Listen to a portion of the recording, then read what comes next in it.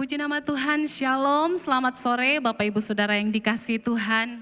Mari kembali sore hari ini kita mau beribadah kepada Tuhan, persembahkan hidupmu yang terbaik bagi Tuhan. Mari kita berdoa bersama-sama. Kami bersyukur Tuhan Yesus, Engkau sungguh baik dalam hidup kami. Sore hari ini kami mau datang sujud menyembah Engkau, memuliakan nama-Mu Tuhan. Sebab sungguh Engkau Tuhan yang layak terima segala pujian, hormat, kemuliaan. Dan biar nama-Mu saja yang kami tinggikan, kami muliakan Tuhan di atas segala-galanya. Dan kami percaya Engkau akan memberkati kami semua sore hari ini. Di dalam nama Tuhan Yesus, kami siap memuji dan meninggikan nama Tuhan. Setiap kita yang siap memuji Tuhan bersama katakan, amin. Haleluya.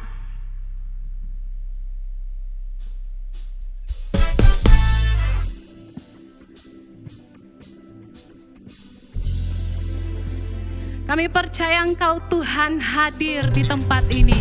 Engkau ada di antara kami ya Tuhan. Haleluya.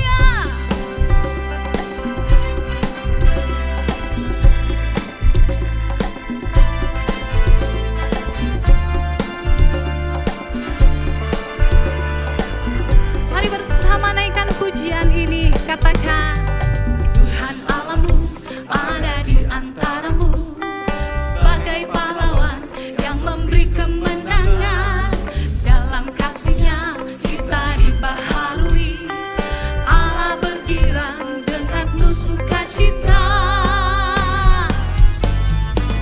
Tuhan Allah bersorak-sorai karena kita Dia bersorak, menjadi perayaan dan sukacita, sebab Tuhan Allah di tengah kita.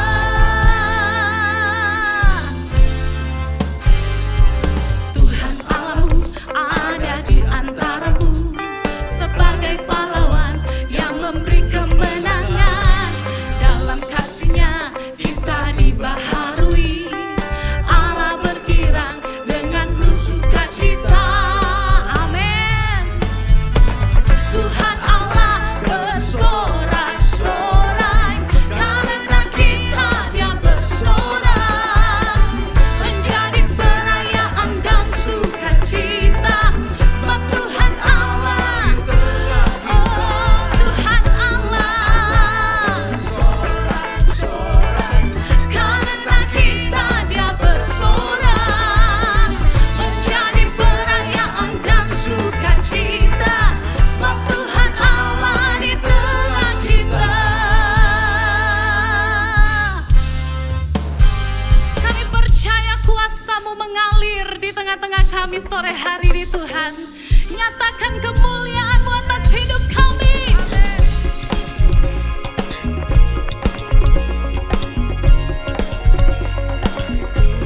Mari lebih lagi katakan, Tuhan Allahmu ada di antaramu sebagai pahlawan yang memberi kemenangan.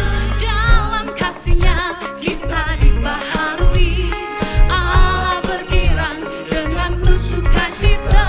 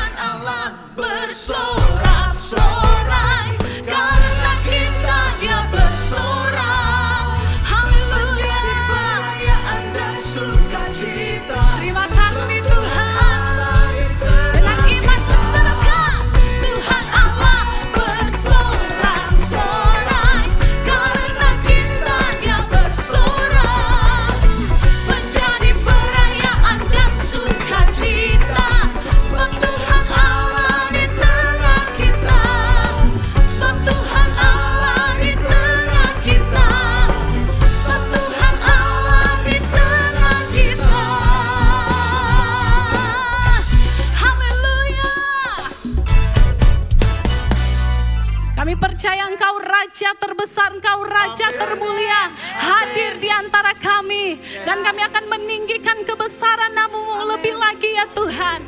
Haleluya. Kau terbesar dan mulia, ajaib semua perbuatan-Mu. Kau terbesar dan mulia, biarlah semua memuji-Mu.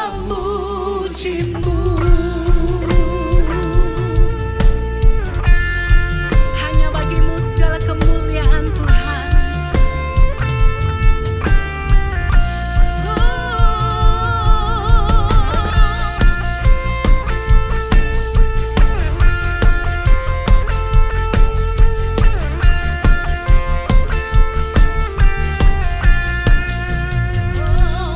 Segenap hati aku memuji,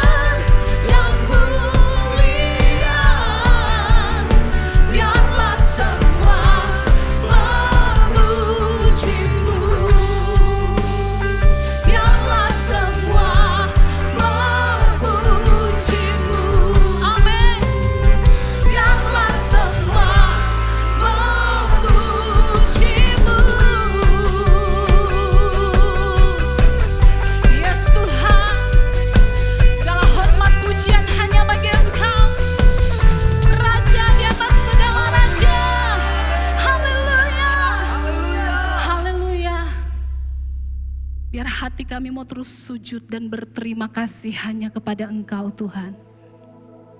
Sebab sungguh Engkau Bapa yang baik. Rahmat-Mu nyata bagi setiap hidup kami. Kasih setia-Mu yang selalu Engkau nyatakan bagi kami. Sungguh kami bersyukur Tuhan, bahwa janji-Mu ya dan amin. Terima kasih Tuhan. Biar sepanjang hidup kami mau terus memuliakan nama-Mu Tuhan. Haleluya. Ku cinta Kau, rahmat-Mu nyata bagiku. Hidupku di dalam tangan-Mu. Sejak pagi ku terbangun sampai ku terbaring, ku nyanyi kebaikan-Mu Tuhan. Suara-Mu tuntunku lewati api, dalam gelap Kau ada bagiku. Ku tahu sungguh Kau Bapakku dan sahabatku. Ku nyanyi kebaikan-Mu Tuhan. Oh, sepanjang hidupku Kau setia. Sepanjang hidupku Kau sangat baik. Nafasku memuliakan-Mu. Ku nyanyi kebaikan-Mu Tuhan. Ku cinta Kau, rahmat-Mu nyata bagiku. Hidupku di dalam tangan-Mu. Amin Tuhan. Sejak pagi ku terbangun sampai ku terbaring, ku nyanyi kebaikan-Mu Tuhan. Oh, suara-Mu, suara-Mu tuntunku lewati api, dalam gelap Kau ada bagiku.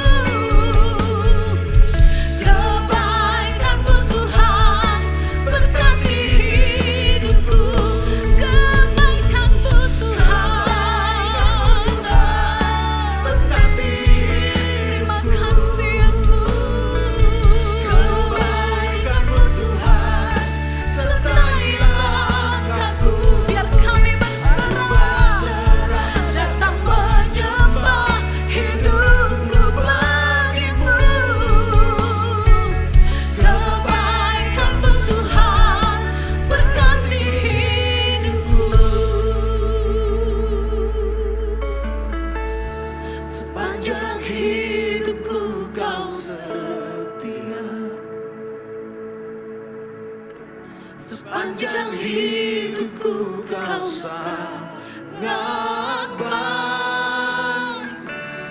Nafasku memuliakan-Mu, ku nyanyi kebaikan-Mu Tuhan. Sepanjang hidupku Kau setia, Kau Allah yang setia. Sepanjang hidupku Kau sangat baik. Nafasku memuliakan. Amin. Ku nyanyi kebaikan-Mu Tuhan. Ku nyanyi kebaikan-Mu Tuhan. Ku nyanyi kebaikan-Mu Tuhan.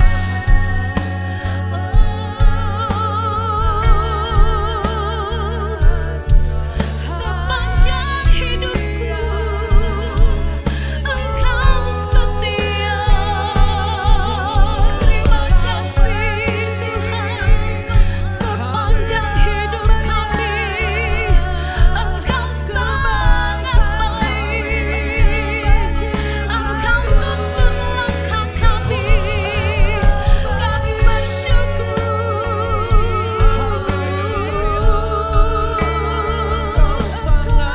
Terima kasih Tuhan.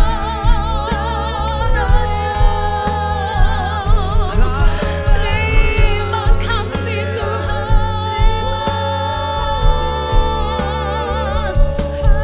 Terima kasih Tuhan.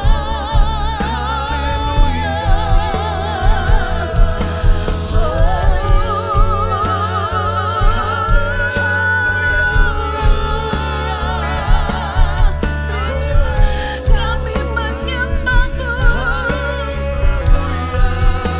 Kami menyembah-Mu, Yesus. Allah Immanuel, Engkau beserta kami. Kami mau pegang janji-Mu.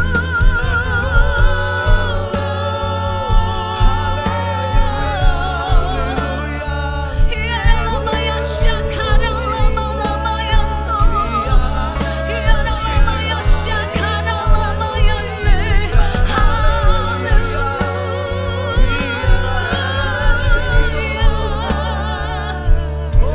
Engkau sangat baik.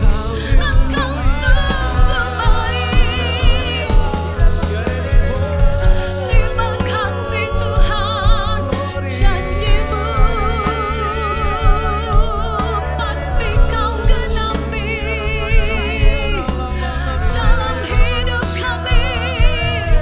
Biar kemuliaan-Mu yang Kau nyatakan. Terima kasih Tuhan. Terima kasih Tuhan.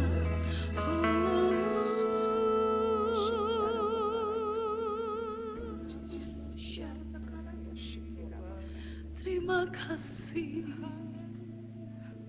Terima kasih Tuhan.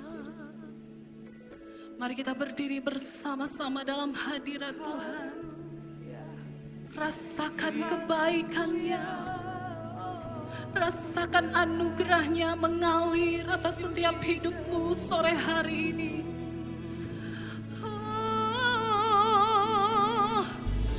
Sepanjang hidupku Kau setia. Sepanjang hidupku Kau sangat baik. Nafasku memuliakan-Mu. Ku nyanyi kebaikan-Mu Tuhan. Nyatakan dengan segenap hatimu. Sepanjang hidupku Kau setia. Amin. Terima kasih Tuhan. Sepanjang hidupku Kau sangat baik.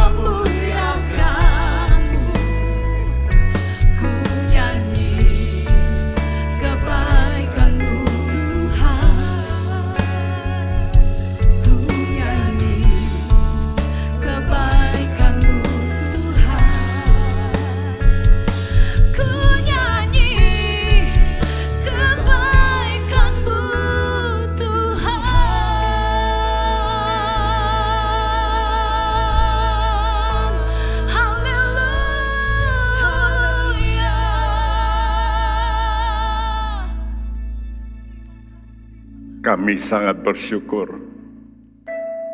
karena Engkau Allah yang setia.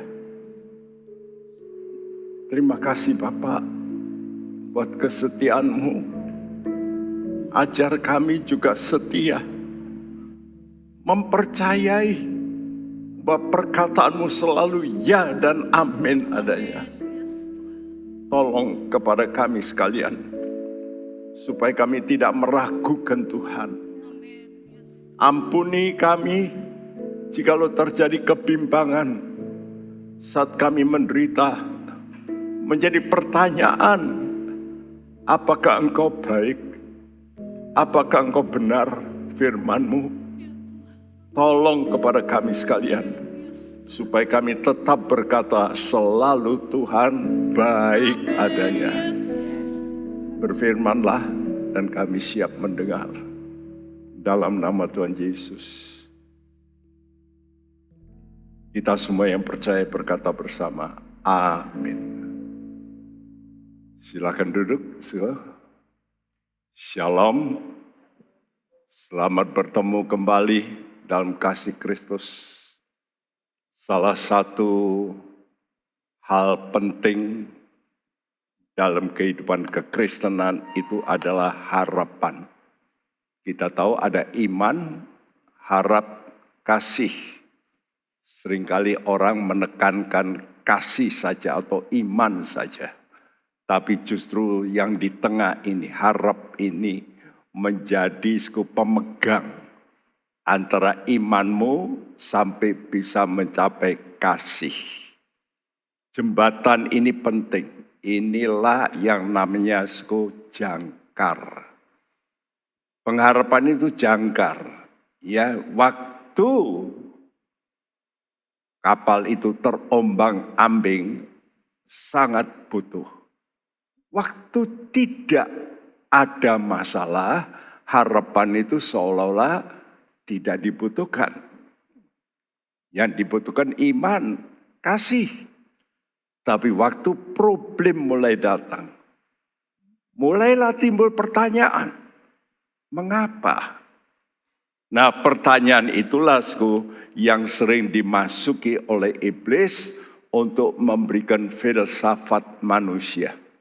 Munculnya filsafat-filsafat, ahli-ahli filsuf, bahkan juga pemikir-pemikir di dunia ini, semuanya berujung pada problem bagaimana problem itu dipecahkan.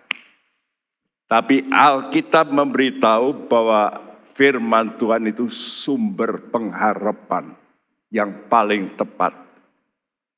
Nah, subtema dari tema besar kita, aku mengasihi kamu, yang diutarakan oleh Tuhan, mengakhiri perjanjian lama, di mana setelah itu Allah berdiam diri, karena terus dilawan, dia diam.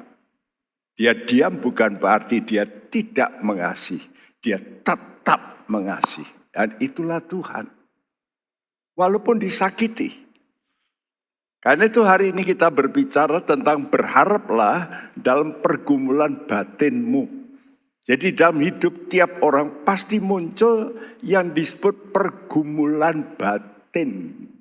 Ya, gejolak dalam batin kita ini bertanya-tanya, why, mengapa? Seperti yang dikatakan dalam Maleakhi 2 ayat 17, ini yang kita akan kupas hari ini. Saya stuck di sini karena ini penting sekali.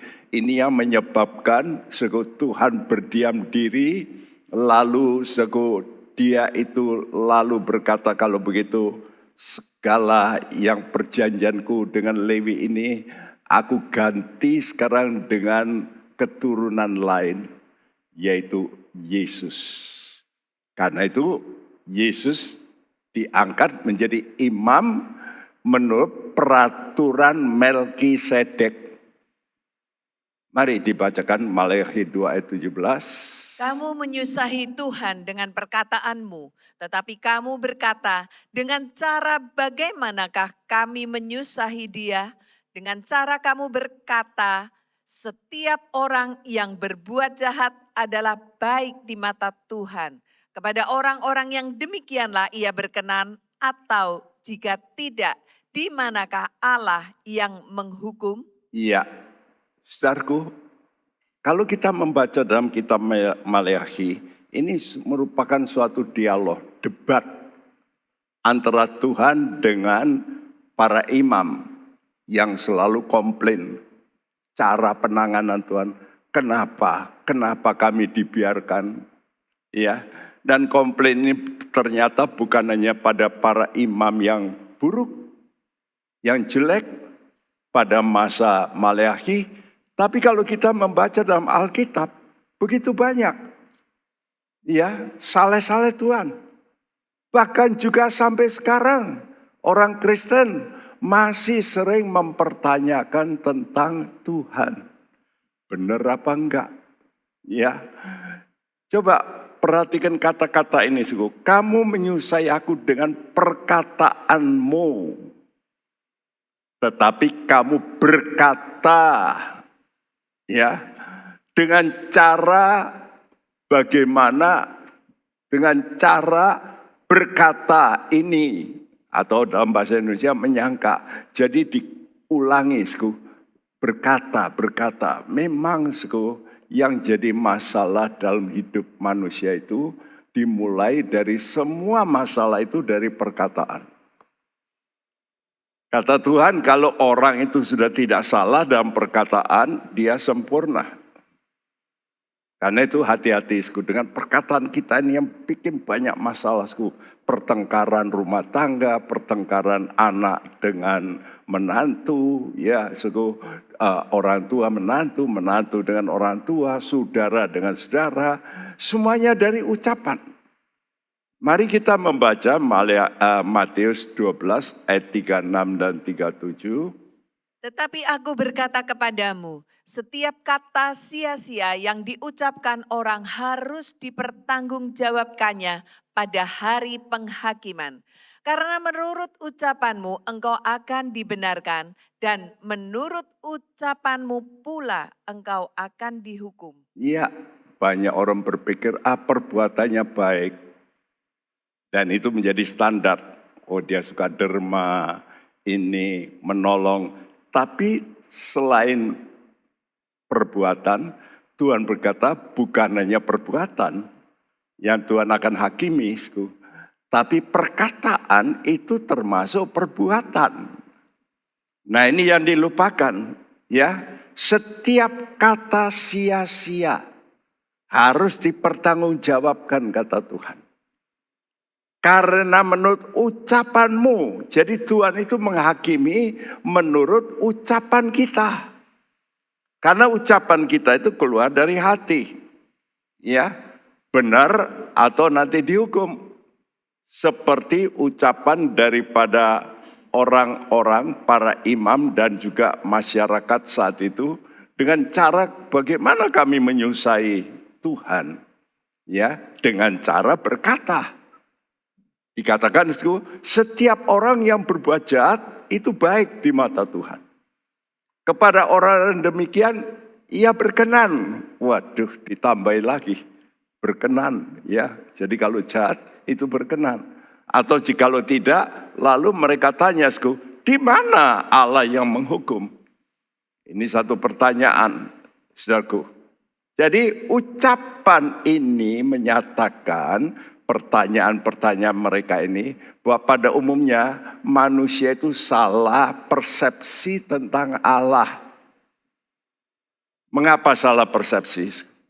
Sebab manusia tidak mengenal rencana Allah dari awal sampai akhir. Taunya cuma sepenggal. Karena itu hati-hati, kalau saudara baca medsos, lalu dipenggal sama orang, dipotong, lalu diviralkan. Padahal tidak begitu. Bukankah ini yang menjadi masalah? Seringkali orang memotong pembicaraan orang, lalu di-broadcast, sepertinya benar. Tapi kalau baca seluruhnya, tidak begitu.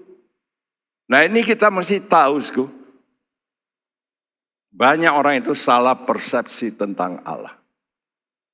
Pengkhotbah 3 ayat 11, Ia membuat segala sesuatu indah pada waktunya, bahkan ia memberikan kekekalan dalam hati mereka. Tetapi manusia tidak dapat menyelami pekerjaan yang dilakukan Allah dari awal sampai akhir. Nah, ini masalahnya. Kenapa manusia itu seringkali keliru menanggapi. Kalau Allah berbuat begini, Allah berbuat itu, kita mulai berkata, Tuhan jahat. Saya sudah menemukan berapa banyak di jemaat kita. Biasanya kalau anaknya mati, lalu orang tua mulai, Tuhan kok jahat begitu ya? Ini sudah saya dengar berkali-kali. Nanti kalau ketemu Tuhan, baru orang itu ngerti, oh maksudnya baik toh. Tapi kita nggak ngerti akan perbuatan Allah itu dari awal sampai akhir.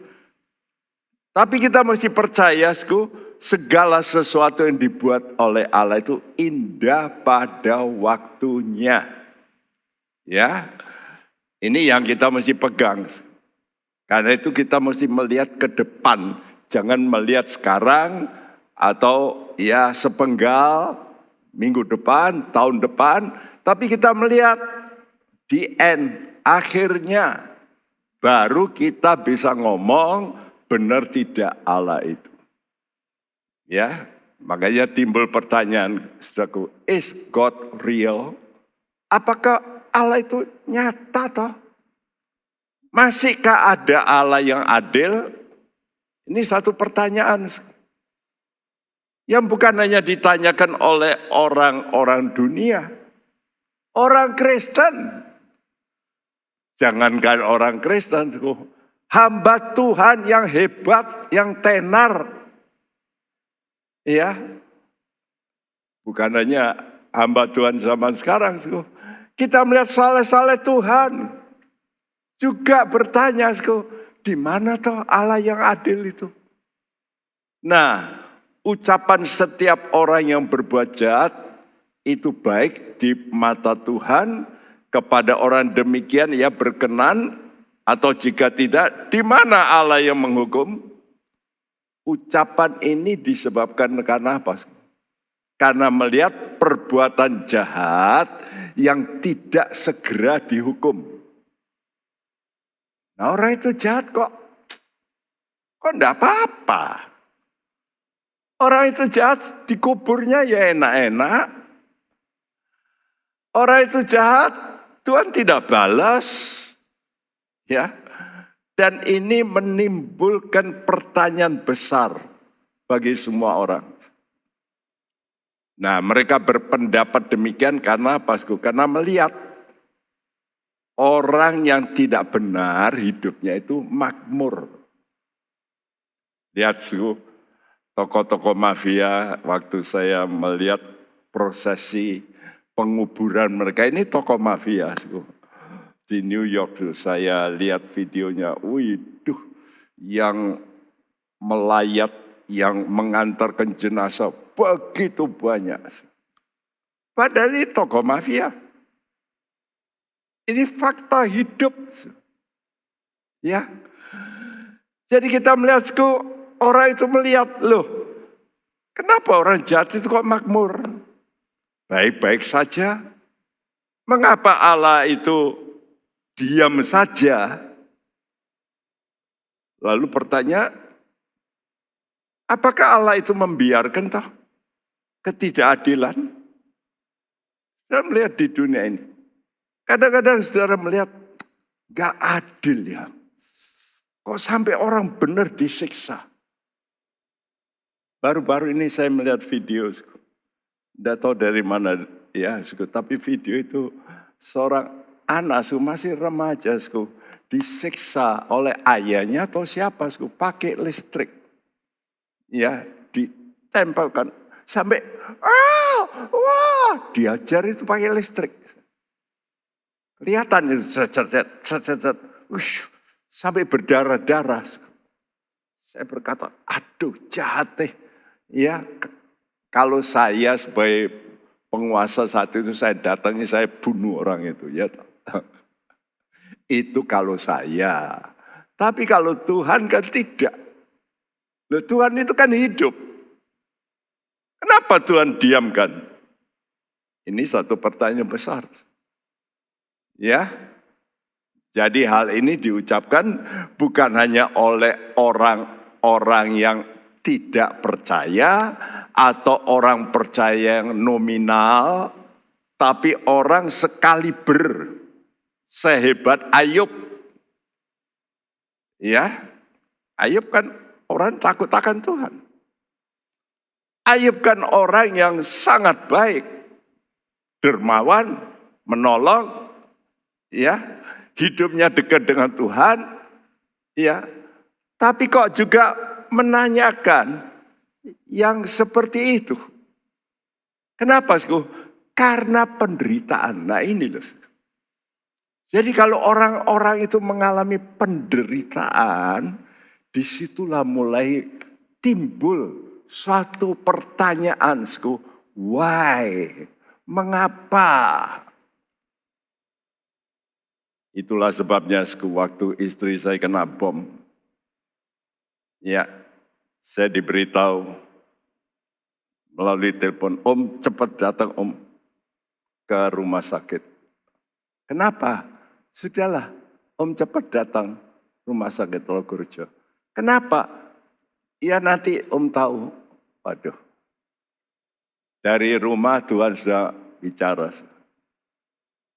Jangan bertanya mengapa. Syukur, hari-hari itu saya memang gak enak badan saya sehingga tidak ke gereja. Ya, rupanya memang Tuhan hindarkan. Tapi istri saya dorong malah. Ya aku sakit, enggak apa-apa lah kamu tinggal. Tapi waktu itu saya baca majalah dari Pastor Andrew. Sudah tahu Andrew itu seorang Belanda yang seringkali membuat satu gerakan untuk menolong orang-orang Kristen yang teraniaya di seluruh dunia. Dia yang membawa Alkitab dengan berani memasukkan ke China, ke Iran, ke mana-mana. Dia berani, waduh. Pernah dia datang juga di gereja ini, berdoa bersama dengan kami. Orang ini luar biasa. Ya, jadi kita melihat bagaimana Ayub ya juga mengalami hal yang sama, pertanyaan. Ya, jadi waktu itu begitu saya membaca tentang buletin yang dikirim oleh Pastor Andrew, ada seorang wanita di Ambon ditembak, ya sini, dor gitu ya, sampai mukanya itu, rusak, tapi dia hidup. Nah itu digambarkan, saya lihat itu, waduh, tapi hidup, tetap setia. Karena itu waktu persis saya baca itu. Lalu istri saya kena bom. Lalu saya tanya, sudahlah Om datang. Suara Tuhan kata, jangan bertanya mengapa. Udah saya diam aja. Makanya kalau ada timbul problem-problem yang besar, saya seringkali diam. Waktu anak saya mati, saya enggak jerit-jerit. Waduh. Itu persis turun mimbar pagi. Setelah khotbah pagi jam 6. Ya, pelayanan jam 6. Dan Tuhan juga berkata, jangan bertanya. Saudaraku, percaya Allah tetap baik. Ya, karena Tuhan berkata, satu rambut pun tidak akan gugur ke tanah tanpa pengetahuan Tuhan. Nah Ayub komplain dalam Ayub 21 ayat 7 sampai 9. Mengapa orang fasik tetap hidup menjadi tua, bahkan menjadi bertambah-tambah kuat? Keturunan mereka tetap bersama mereka dan anak cucu diperhatikan mereka. Rumah-rumah mereka aman, tak ada ketakutan. Pentung Allah tidak menimpa mereka. Ya, nanti saudara baca pasal ini seluruhnya. Nanti saudara heran ya, ya faktanya memang begitu. Kita tahu orang itu enggak benar, merampas, ya dan sebagainya. Cara bisnisnya kotor, tapi kok anak cucunya baik-baik. Mereka senang-senang, ya sepertinya enggak ada problem. Dan kita mulai tanya lah, kalau gitu buat apa saya sungguh-sungguh ya menderita? Kenapa? Untuk apa? Nah, komplain ini dilanjutkan juga dalam Ayub 24 ayat 1. Mengapa Yang Maha Kuasa tidak mencadangkan masa penghukuman dan mereka yang mengenal Dia tidak melihat hari pengadilannya? Ya, jadi kita itu ingin cepat Tuhan, mau diadili toh. Kenapa Tuhan diam? Ya, bukankah Engkau yang Maha Kuasa? Kenapa Tuhan itu tidak langsung menghukum? Saya kira kita semua begitu. Kalau saya menemui problem-problem semacam itu, masalah kadang-kadang saya dibully oleh ya banyak hal, saya tidak mau sebut nama-nama, tapi orang-orang yang ya saya hormati, tapi membuli. Ya, itu berat, sungguh berat. Ya, bagaimana kita mesti diam? Cuma dalam batin berkata, Tuhan, cepat datanglah Tuhan. Cepatlah menghakimi. Karena itu saya selalu concern dengan kedatangan Tuhan. Kalau Tuhan datang, beres. Nah, Ayub merasa dirinya itu mengenal Tuhan secara full, penuh. Ya, tapi sebenarnya belum. Apa buktinya? Buktinya waktu Tuhan mulai dalam tanya jawab dengan Ayub dipakai orang-orang, terakhir melalui Elihu, dan terakhir Tuhan sendiri yang ngomong lewat badai, maka Ayub mulai ngaku secara jujur. Ayub 39 ayat 34 sampai 38. Maka jawab Tuhan kepada Ayub, apakah si pengecam hendak berbantah dengan Yang Maha Kuasa? Hendaklah yang mencela Allah menjawab. Maka jawab Ayub kepada Tuhan, sesungguhnya aku ini terlalu hina.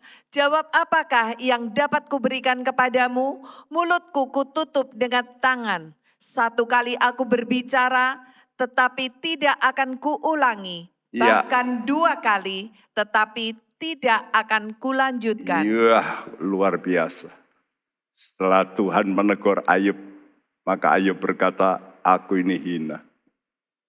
Sekarang aku ngerti, ya, apa yang aku harus jawab pada Tuhan, aku nggak bisa jawab lagi. Sekarang aku katup aja mulutku, aku diam. Ya, aku tidak mau mengulangi pertanyaan-pertanyaan yang membuat aku makin juga bisa terpancing emosi, ya. Lalu Tuhan teruskan, ya pembicaranya sampai pada titik dalam Ayub 42. Saya terjemahkan dari Modern King James karena bahasa Indonesia agak sangat berbeda, ya. Tapi coba sekarang kita melihat, nah. Ini satu bukti bahwa Ayub itu belum mengenal Tuhan secara full. Itulah sebabnya dia komplain. Kita juga begitu. Coba kita bacakan Ayub 42 ayat 3 sampai 6. Firman-Mu, siapakah dia yang menyelubungi keputusan tanpa pengetahuan?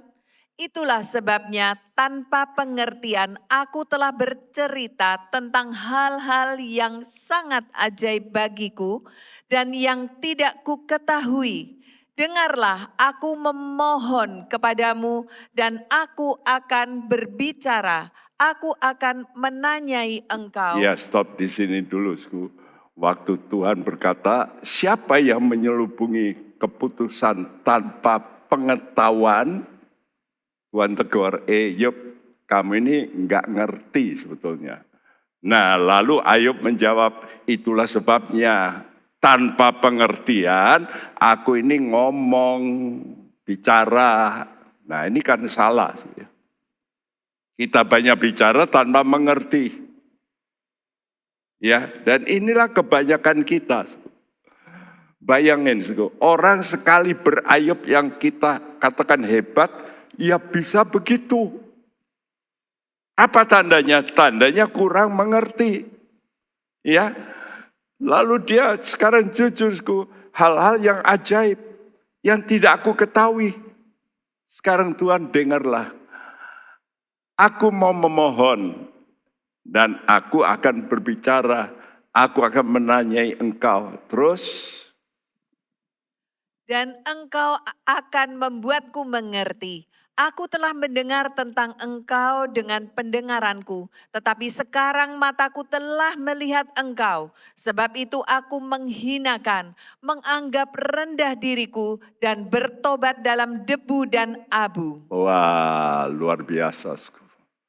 Ya, aku mau tanya engkau, dan engkau membuat aku mengerti. Karena itu kalau saudara baca Alkitab, kadang-kadang mesti bertanya sama Tuhan, ngomong saja. Tuhan, aku nggak ngerti ini, apa maksudmu? Nah, kalau sudah berdoa dengan sungguh-sungguh, banyak orang baca Alkitab nggak ngerti, ya harus ditutup, ngantuk. Coba sekarang beralih, kalau nggak ngerti sudah berdoa. Dan kalau perlu menangis, seperti Rasul Yohanes, yang nangis.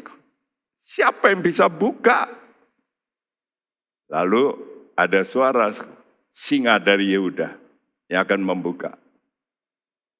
Karena itu Ayub berkata, aku telah mendengar tentang engkau dengan pendengaranku, tetapi sekarang mataku telah melihat engkau. Wah, ini artinya bertatap muka. Sebab itu aku menghinakan diriku, aku merendahkan diriku, dan bertobat. Yuk, kita yang sering menanyakan kebaikan Tuhan mesti bertobat. Ya, saudara yang pernah kesel sama Tuhan, marah sama Tuhan, ayo bertobat.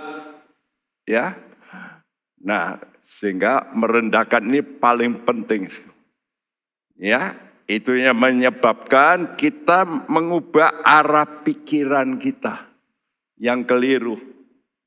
Ya, dan ini cara Tuhan. Setelah Ayub bisa sadar, Tuhan memberkati Ayub sehingga hidup Ayub pada akhirnya luar biasa. Kita juga melihat Salomo. Ini penulis kitab pengkhotbah. Kenapa dia selalu menuliskan sia-sia, sia-sia? Kenapa? Dia katakan ini, pengkhotbah 8 ayat 14. Ada suatu kesia-siaan yang terjadi di atas bumi. Ada orang-orang benar yang menerima ganjaran yang layak untuk perbuatan orang fasik. Dan ada orang-orang fasik yang menerima pahala yang layak untuk perbuatan orang benar. Aku berkata, ini pun sia-sia. Ini fakta hidup. Orang-orang jahat, kok sepertinya dipahalai oleh Tuhan.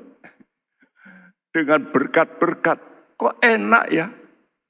Ya korupsi, ya enak, ya sehat. Ya, sehingga selalu berkata, sia-sia juga. Nah ini bukan hanya Ayub, tapi Nabi Yeremia ini nabi, dari muda ini seorang nabi. Coba kita dengarkan apa yang dikomplainkan oleh Nabi Yeremia. Yeremia 12 ayat 1-4. Engkau memang benar ya Tuhan, bila mana aku berbantah dengan engkau. Tetapi aku berbicara dengan engkau tentang keadilan. Mengapakah mujur hidup orang-orang fasik, sentosa semua orang yang berlaku tidak setia? Engkau membuat mereka tumbuh dan mereka pun juga berakar. Mereka tumbuh subur dan menghasilkan buah juga. Memang selalu Engkau di mulut mereka, tetapi jauh dari hati mereka. Ya Tuhan, Engkau mengenal aku, Engkau melihat aku, dan Engkau menguji bagaimana hatiku terhadap Engkau. Tariklah mereka keluar seperti domba-domba sembelihan, dan khususkanlah mereka untuk hari penyembelihan. Berapa lama lagi negeri ini menjadi kering dan rumput di segenap padang menjadi layu? Karena kejahatan penduduknya, binatang-binatang dan burung-burung habis lenyap. Sebab mereka berkata, ia tidak akan melihat tingkah langkah kita. Ya, omongan lagi yang salah. Ya, sehingga Yeremia berkata, Tuhan, mereka itu orang percaya, tapi hanya di mulut. Hatinya jauh. Dan waktu saya baca hidup Yeremia, dari awal sampai akhir, penuh penderitaan. Nggak ada kemenangan kalau sudah baca kitab Yeremia. Nggak ada di end-nya itu, waduh, glory gitu, enggak. Di end-nya dia ditawan, dibawa ke Mesir. Jadi saudara jangan menilai kalau orang benar itu hidupnya itu nanti dari awal sampai akhir pasti akhirnya enak seperti Ayub. Belum tentu. Yesus saja coba lihat selama hidup akhirnya matinya di mana? Digantung. Nah, perakiraan kita karena pengetahuan ini berdasarkan akal manusia. Kenapa? Ya karena manusia dari Adam dan Hawa makan buah pengetahuan baik dan jahat. Itu sebabnya. Ya, Yeremia mengeluhkan saat kerajaan Yehuda itu sedang merosot berat. Ya, dia pernah dimasukkan penjara, dikasih cuma sepotong roti tiap hari. Jadi perut lapar. Ya, akibat kerajaan saat itu runtuh. Dia memberitahu yang benar, malah dimusuhi. Nah, keluhan serupa ini juga dinyatakan oleh Nabi Habakuk. Ya, kepada Tuhan. Dalam Habakuk 1 ayat 1 sampai 17. Saat Tuhan memunculkan kerajaan Babel menaklukkan. Ya, ini sebelum kehancuran. Kalau Yeremia sedang dalam kehancuran. Kalau Habakuk sebelum kehancuran. Apa kata Habakuk? Habakuk 1 ayat 2 sampai 4. Berapa lama lagi Tuhan aku berteriak, tetapi tidak kau dengar. Aku berseru kepadamu penindasan, tetapi tidak kau tolong. Mengapa engkau memperlihatkan kepadaku kejahatan, sehingga aku memandang kelaliman? Ya, aniaya dan kekerasan ada di depan mataku. Perbantahan dan pertikaian terjadi. Itulah sebabnya hukum kehilangan kekuatannya dan tidak pernah muncul keadilan. Sebab orang fasik mengepung orang benar. Itulah sebabnya keadilan muncul terbalik. Sudah lihat di dunia ini, negara mana yang adil? Jarang. Sulit. Dulu orang berpikir Amerika, faktanya enggak juga. Ya. Sudah nyata itu dalam bermacam-macam masalah. Saudaraku, jadi kesimpulan sementara yang salah dari manusia itu karena tidak tahu akhirnya, ujungnya. Yang betul-betul ujung, seperti Yesus. Taunya mereka ujungnya di mana? Mati. Tapi kan tidak semua orang melihat Yesus di sorga. Hanya beberapa. Waktu itu 500 orang. Tapi ujung mereka, ya mati. Ya, mereka tidak pernah percaya Yesus ada di sorga sekarang. Nah, saudara, karena itu cek suara hati kita. Kalau timbul pertanyaan-pertanyaan yang sukar dimengerti, coba Anda itu jangan komplain dulu. tekap mulut, jangan banyak ngutarakan yang salah. Ini anjuran firman Tuhan untuk kita semua. Karena kita ini begitu ada masalah, nggak selesai dengan baik, komplain dulu. Ya. Kita mesti dekatkan diri lalu tanya sama Tuhan. Dia yang ngerti. Dia itu sumber pengetahuan. Yuk kita belajar ini. Sebab pertanyaan-pertanyaan yang sukar dimengerti seringkali menimbulkan kegoncangan iman.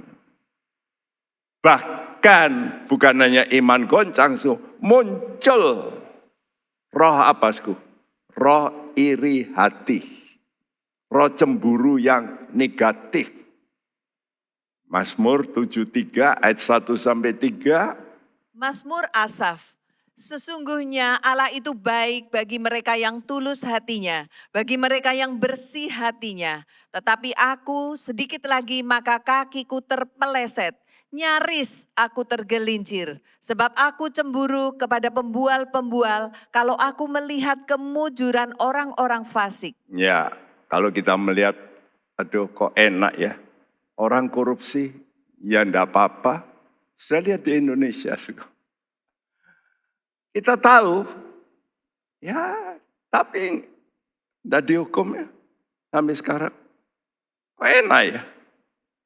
Nah kita kan timbul cemburu, kalau gitu ya boleh ya. Apa Tuhan itu ada toh? Kalau ada mesti ya dihukum dong. Nah, Tuhan kata nanti dulu. Kamu itu hanya melihat sebatas pemandanganmu dengan mata jasmani. Jangan timbul cemburu. Ya, awas dengan roh cemburu karena roh cemburu ini memang dimunculkan oleh si gembong cemburu. Siapa itu? Iblis. Iblis cemburu karena manusia dicipta. Karena manusia mau ditempatkan lebih tinggi dari semua ciptaan Tuhan. Termasuk malaikat. Karena itu iblis ini berusaha untuk menimbulkan roh cemburu di mana-mana. Sehingga surat Yakobus 3 ayat 15-16, kenapa timbul pertentangan di dunia? Pertengkaran, bahkan juga di dalam kelompok yang disebut semua agama, termasuk agama Kristen. Agama, karena agama. Karena itu kita jangan hanya beragama. Kita harus bertuhan dan mengenal Tuhan. Ya, sangat menyedihkan. Baru-baru ini saya menerima video yang jelas tentang, memalukan sekali. Saya pikir kok bisa begitu ya. Kadang-kadang orang benar berlaku seperti orang yang gak benar. Kenapa? Ya karena masalah begini. Seolah-olah Tuhan itu kok diem ya. Gak adil. Memang ketidakadilan itu. Awas dengan pertanyaan-pertanyaan yang menggoncangkan iman Anda. Kenapa? Karena pertanyaan mengapa, why, itu bisa menimbulkan filsafat manusia. Sudah mulai mengelola. Why? Sehingga akhirnya, bukan hanya orang-orang biasa. Ini contoh, seorang pendeta besar, penginjil besar, Charles Templeton. Ini seangkatan dengan Billy Graham. Orang hebat ini. Ya, saudaraku, Billy Graham penginjil di Amerika, Charles penginjil di Kanada. Hebat, dahsyat. Karena dia jabatannya dulu penyiar radio, penulis dan sebagainya. Wah, orangnya cerdas sekali. Tapi satu hari dia lihat koran, dia lihat peristiwa di Sudan. Ada gambar yang menyedihkan hati, yang menyentuh. Aduh, penderitaan orang-orang, wanita-wanita, anak-anak sampai kurus-kurus. Dia mulai tanya, Tuhan, engkau di mana toh? Kok diam aja? Nah ini kan nggak adil. Sehingga dari pertanyaan itu, dia lalu berkata, oh kalau begitu ya, keberadaan Tuhan itu tanda tanya. Itu yang disebut agnostik atau agnostik gitu ya. A itu tidak. Kalau gnostik itu tahu gitu. Jadi aku nggak tahu lah tentang Allah. Nggak urusan. Sampai begitu. Pada sebelumnya memberitakan Injil. Memberitakan Yesus. Tapi dia terakhir membuat satu buku. Farewell God. Selamat tinggal ya Allah. Sampai begitu saya lihat ini barusan dia meninggal. Ya. Setelah dia meninggal, sebentar temannya Billy Graham meninggal. Ya, jadi tua sekali. Ingat, kita itu bisa mengerti kalau kita itu dekat dengan Tuhan. Dan dekat dengan Tuhan itu harus dengan ibadah. Karena itu saya sering tegur pada jemaat yang sering mangkir ibadah. Gimana bisa tahu Tuhan? Yang sungguh-sungguh aja masih banyak yang nggak tahu. Apalagi yang malas-malas. Ingat, keselamatan itu, hidup kekal itu adalah mengenal Tuhan. Yohanes 17 ayat 3 mengatakan, inilah hidup yang kekal, yaitu mengenal Engkau. Jadi kalau kita tidak mau kenal Tuhan, makanya harus suka dengar firman. Mazmur 73, 16, 17. Tetapi ketika aku bermaksud untuk mengetahuinya, hal itu menjadi kesulitan di mataku sampai aku masuk ke dalam tempat kudus Allah dan memperhatikan kesudahan mereka. Nah, tadi dikatakan oleh pemazmurku, kenapa ya orang fasik kok gemuk-gemuk, sehat-sehat, sehingga nyaris aku tergelincir. Tetapi, dikatakan tetapi, ketika aku bermaksud untuk mengetahui, hal itu menjadi kesulitan sampai aku masuk ke dalam tempat kudus Allah. Sampai aku beribadah dan memperhatikan kesudahan. Ini penting. Ya. Karena itu dalam Ulangan 32 ayat 29 dikatakan, sekiranya umatku bijak, pastilah mereka akan memperhatikan kesudahan. Karena itu saya sering mengkhotbahkan tentang kedatangan Tuhan. Karena itu di N-nya.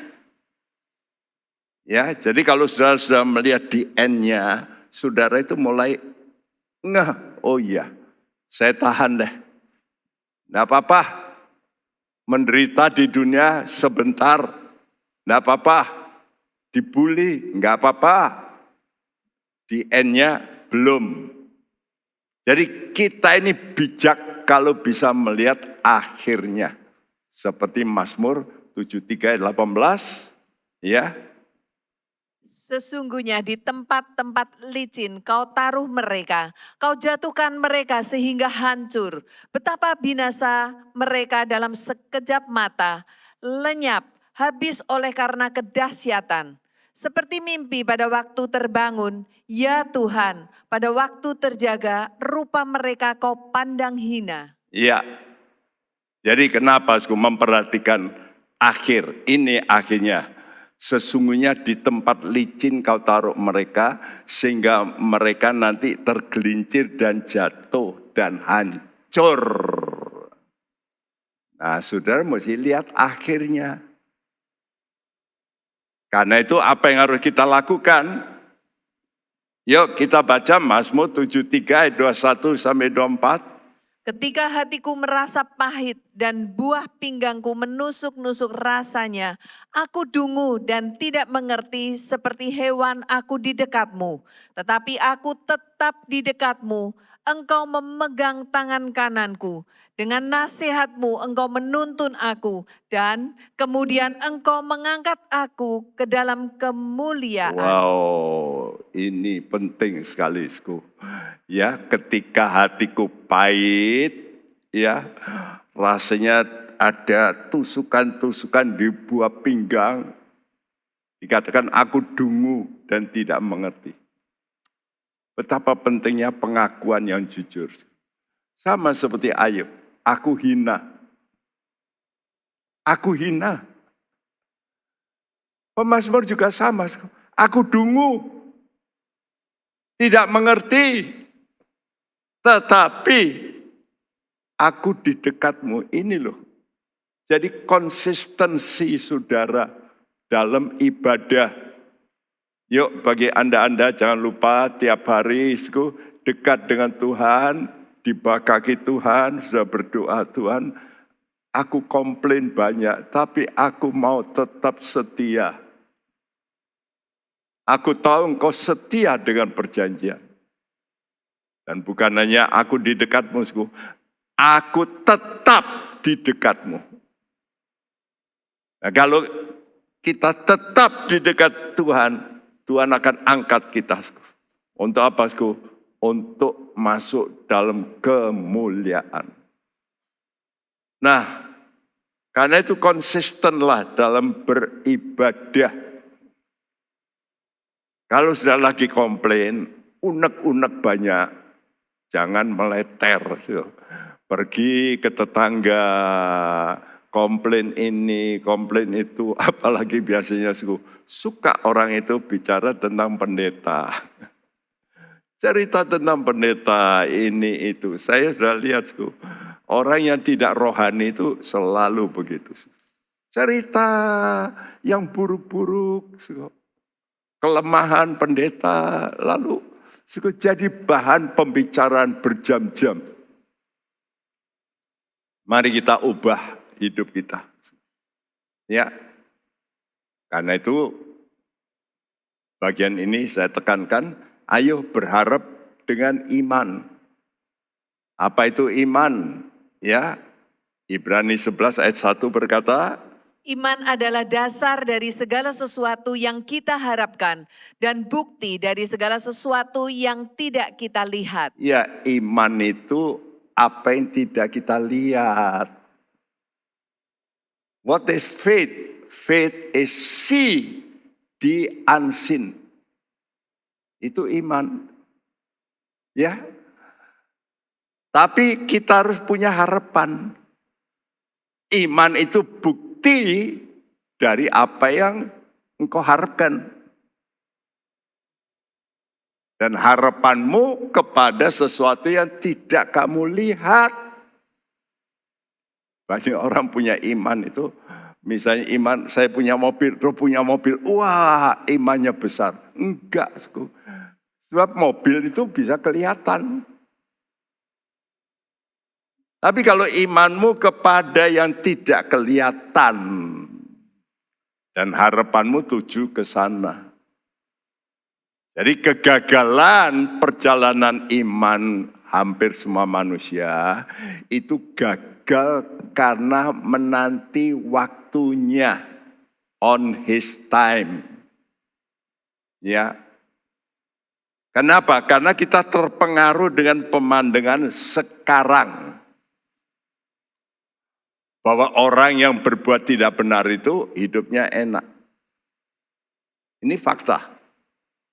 Coba lihat di dunia ini. Banyak orang-orang kaya-kaya itu bukan orang percaya sebetulnya. lebih banyak yang tidak percaya. Benar? Ini fakta hidup. Yang namanya paling top, paling hebat, bukan orang yang betul-betul tulus. Enggak.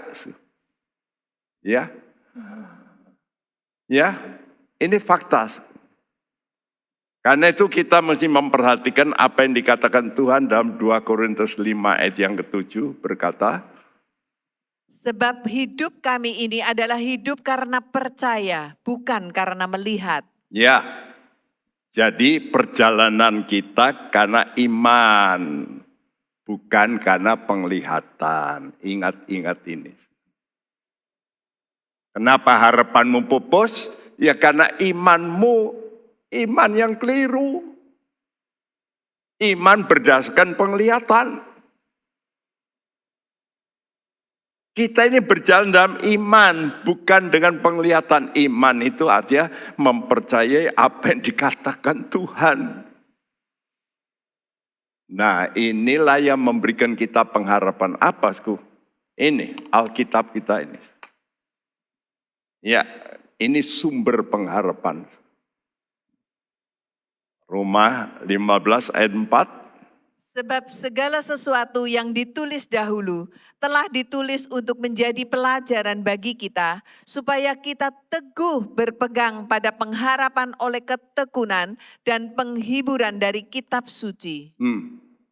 Ketekunan dan penghiburan dari kitab suci.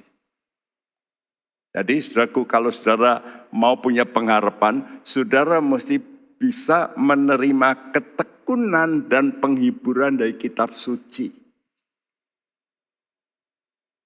Karena itu saya anjurkan saudara semua coba belajar banyak membaca Alkitab. Tapi jangan sama ngantuk atau cuma baca. Tapi coba diresapi. Ya. Karena harapan, hope, itu kata Tuhan seperti jangkar. Dan Yesus itulah jangkar hidup. Firman itu Yesus. Karena itu kita masih kuat di situ. Nah ini memberikan saudara harapan. Harapan yang indah itulah harapan bangkit dari antara orang mati. Saudara yang sakit, dikatakan dokter vonis mati. Ya sudah, harapannya apa? Bangkit dari antara orang mati. Ya. Jadi coba belajar untuk bertahan sampai finish, sampai akhir. Dan pengharapan dari kitab suci itu harus ditunjang, dikawal dengan doa. Tadi oleh firman ya, tapi harus dikawal dengan doa. Dan dengan penantian. Seperti yang dialami oleh Habakuk tadi, Habakuk juga komplain, Tuhan kenapa ya kau Babel yang jahat itu? Ya kami keliru, tapi Babel kan lebih buruk. Punya dewa-dewa lebih banyak. Kenapa kami kok kalah sama Babel? Nah, akhirnya Habakuk melakukan ini. Apa yang dia lakukan? Habakuk 2 ayat 1-4. Aku mau berdiri di tempat pengintaianku dan berdiri tegak di menara. Aku mau meninjau dan menantikan apa yang akan difirmankannya kepadaku dan apa yang akan dijawabnya atas pengaduanku. Lalu Tuhan menjawab aku demikian, tuliskanlah penglihatan itu dan ukirkanlah itu pada loh-loh supaya orang sambil lalu dapat membacanya. Sebab penglihatan itu masih menanti saatnya, tetapi ia bersegera menuju kesudahannya dengan tidak menipu. Apabila berlambat-lambat, nantikanlah itu, sebab itu sungguh-sungguh akan datang dan tidak akan bertangguh. Sesungguhnya orang yang membusungkan dada tidak lurus hatinya, tetapi orang yang benar itu akan hidup oleh percayanya. Iya, saudaraku, ini yang penting. Menanti janji Tuhan digenapkan. Kalau itu lambat, dikatakan kamu nantikan. Sebab tidak menipu. Ya, dan sungguh-sungguh akan datang dan tidak akan bertangguh. Apalagi kita sekarang ini kalau nanti dalam minggu-minggu khotbah minggu sudah akan mendengar nanti ya saya sering akan memberikan chart tentang timetable Tuhan. Sehingga kita tahu kita ini pada ronde terakhir. Sejak Israel berdiri, kata Tuhan ingat, only one generation. Nah, kalau ini Tuhan Yesus yang ngomong sendiri, kenapa saudara ini, kita ini sebetulnya satu privilege untuk hidup nanti mengalami, melihat yang disebut rapture dengan mata kepala sendiri. Nggak perlu mati. Ini khusus untuk orang akhir zaman. Yang Tuhan sudah kasih contoh dengan Henokh, nggak perlu mati, rapture. Dan itu akan terjadi sebentar lagi. Karena itu apa yang harus kita lakukan? Lakukan seperti Habakuk. Aku mau berdiri di tempat pengintaianku. Habakuk ini, dia berkata ini 2.800 tahun yang lalu. Masih jauh itu kedatangan Tuhan. Yang dinantikan hampir 3.000 tahun. Kita ini sudah tinggal sebentar lagi. Ayo menanti dengan keyakinan. Kau percaya Tuhan selalu benar. Janjinya pasti benar. Mari kita berkata, ya, pegang perjanjian Tuhan. Pegang perjanjian Tuhan. Karena perjanjiannya itu jadi jangkar. Dan jangkar itulah harapan. Harapan kehidupan.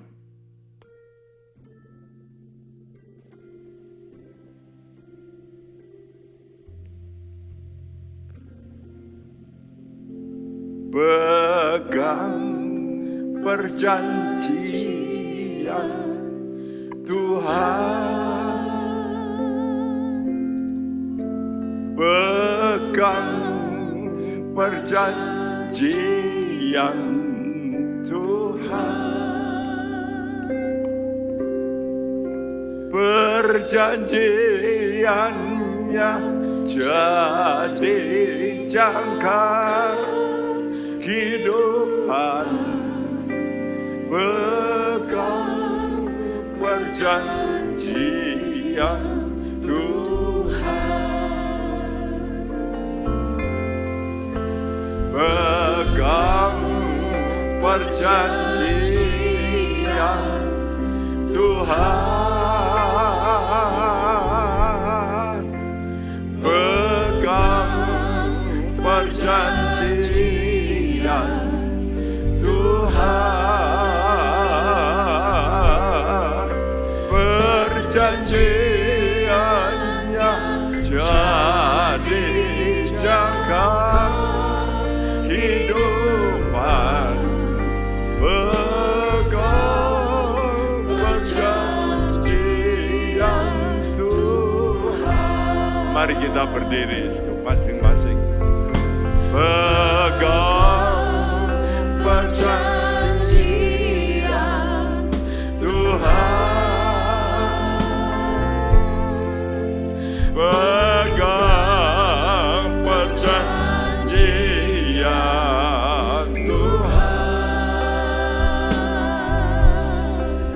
perjanjiannya jadi jangkar kehidupan, pegang perjanjian Tuhan.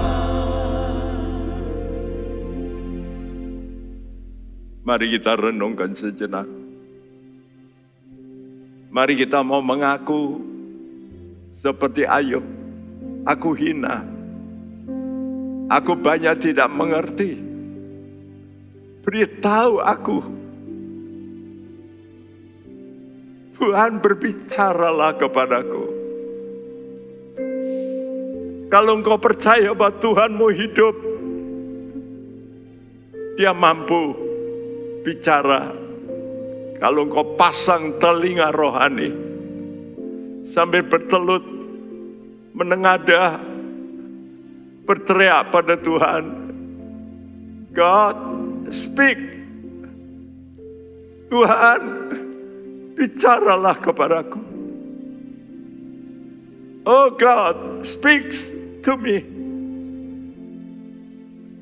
Bicara kepada rekan-rekan semua. Kalau hatimu jujur, merindukan, dan dengan satu ketulusan memberi waktu untuk diam di bawah kaki Tuhan, Dia melihat air matamu.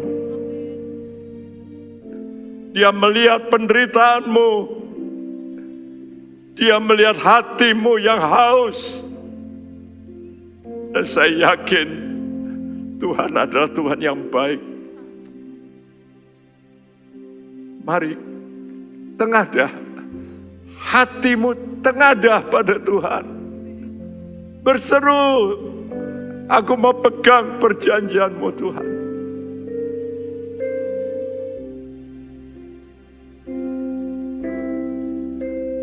Pegang perjanjian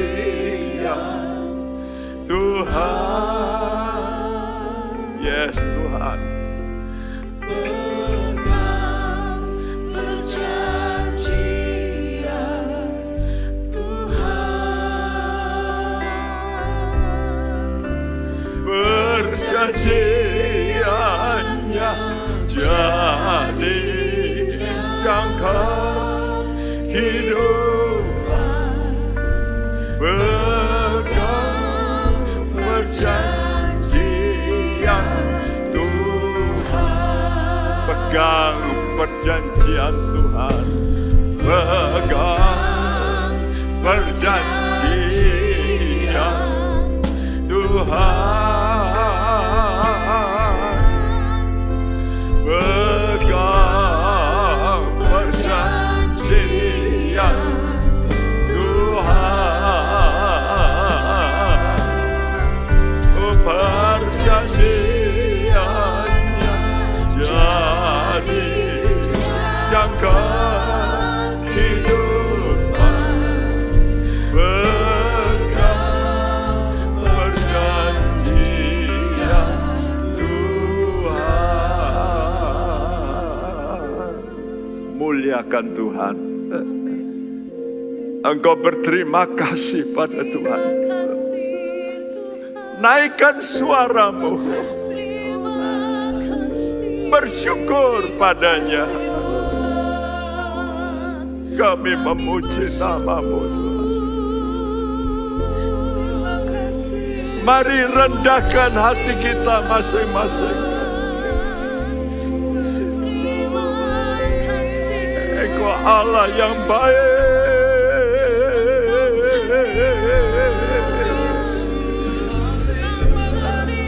Allah yang baik.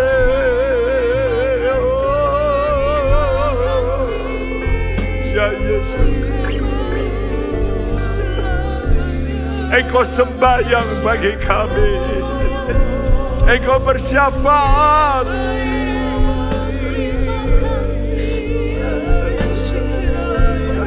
Kami melihat di sorga. Engkau sedang berdoa untuk kami.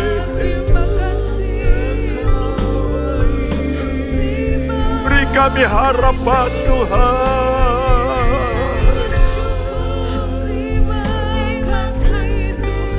Kami mengasihi-Mu.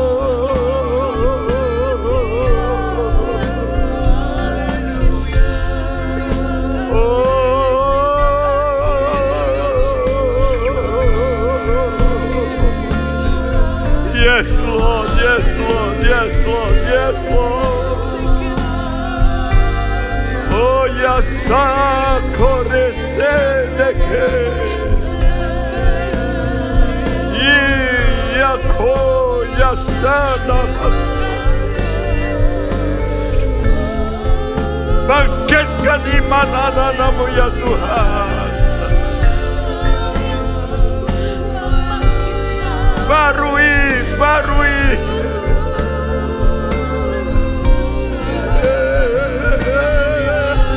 oh ya Tuhan.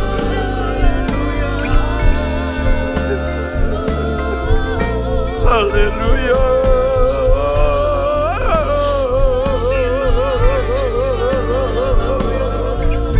Engkau baik ya Tuhan.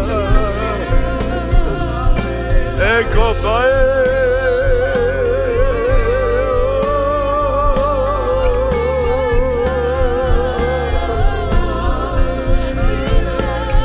Haleluya.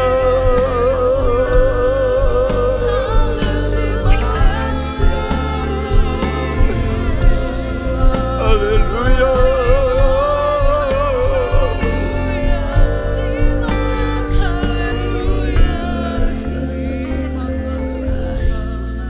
Terima kasih Tuhan. Hamba-Mu berdoa Engkau bangkitkan iman anak-anak-Mu kembali. Khususnya pengharapan yang teguh. Bahwa kedatangan-Mu tidak lama lagi. Engkau akan menggenapi semua yang Kau janjikan dalam firman-Mu pasti digenapi. Karena itu Tuhan, teguhkan semua pendengar firman-Mu. Karena kami tahu iman datang dari pendengaran kami. Bangkitkan iman kami. Teguhkan iman kami kembali. Buat kami seperti Ayub Tuhan. Mau berkata kami hina. Kami banyak tidak mengerti. Buatlah kami mengerti. Terima kasih Bapak. Terima kasih.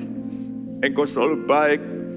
Yang selalu memperingatkan kami untuk kami tidak putus asa, tapi kami punya asa. Kami berharap tetap padamu, karena janji-Mu ya dan amin adanya. Karena itu berkati semua keluarga anak-anak-Mu, berkati hamba-hamba-Mu. Tuhan, pakai mereka Tuhan untuk membangunkan iman anak-anak-Mu. Terima kasih, lindungi Tuhan dari semua kehancuran. Jagai kami, kembangkanlah sayap-Mu. Kami mohon kemurahan-Mu melindungi kami. Supaya kami tidak goyah Tuhan. Terima kasih. Juga berkati pemerintahan kami. Engkau buka jalan yang baru untuk pemerintahan kami. Terima kasih. Terima kasih. Dan sebelum kami tutup, kami tadakan tangan kami. Saudaraku, terimalah berkat anugerah sejahtera, rahmat daripada Allah Bapa kita, daripada Tuhan kita Yesus Kristus, dan persekutuan Roh Kudus. Tuhan memberkati engkau dan melindungi engkau, menyinari engkau dengan wajah-Nya, dan memberi engkau kasih karunia. Dan Tuhan menghadapkan wajah-Nya padamu dan memberikan engkau damai sejahtera. Mulai hari ini sampai Maranatha Dia datang kembali. Setiap kita yang percaya berkata bersama, amin. Tuhan memberkati. Hai Inspiration People, jangan lupa untuk mengikuti iGen Online Service setiap Sabtu jam 5 sore di YouTube channel Generasi Inspirasi. God bless. Penyaluran kolekte maupun persembahan lainnya dapat dilakukan melalui transfer ke nomor rekening gereja dengan nomor 009 707 2071 atas nama Megawati dan Lee Irwande atau dengan scan QR Code berikut ini.